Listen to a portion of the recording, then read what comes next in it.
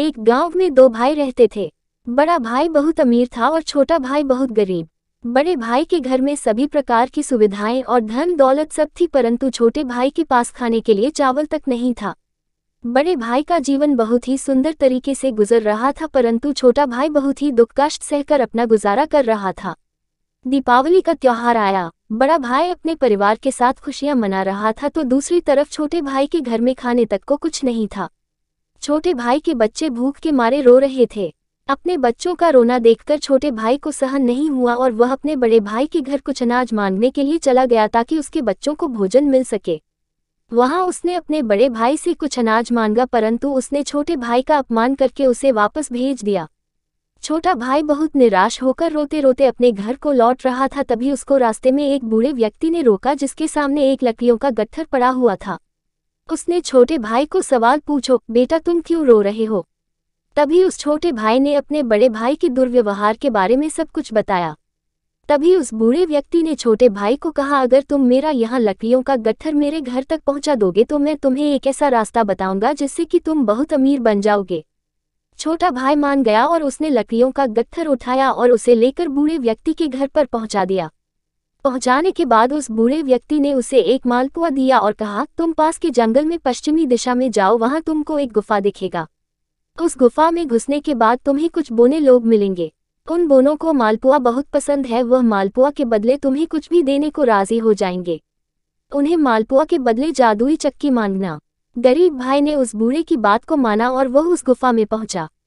वहां उस गरीब भाई ने 3 बोने व्यक्तियों को देखा।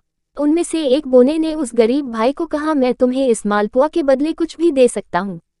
तभी उसने जादुई चक्की को उस बोने व्यक्ति से मांगा।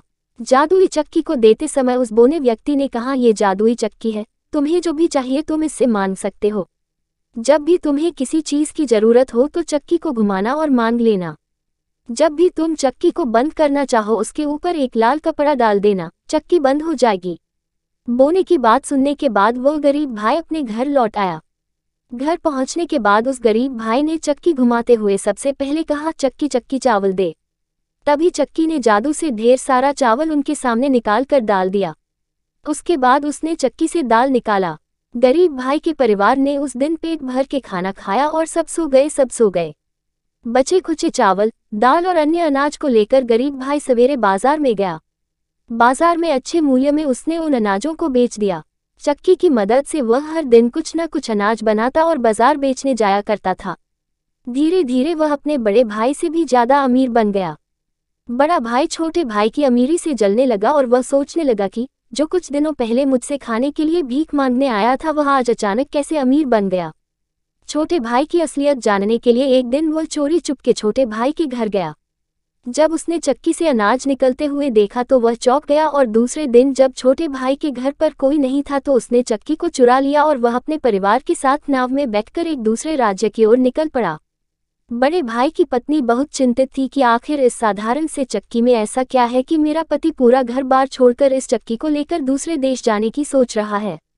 नाव पर ही पत्नी ने उस चक्की के विषय में पूछा तो उसके पति ने चक्की के विषय में सब कुछ बताया और चक्की को उसी समय घुमाकर आदेश दिया, चक्की चक्की चावल बना। बस फिर क्या था, चक्की चावल बनाने लगा। चावल इतना ज्यादा हो गया कि नाव पानी में डूब गया और बड़ा भाई और उसका परिवार सब पानी में डूबकर मर गए।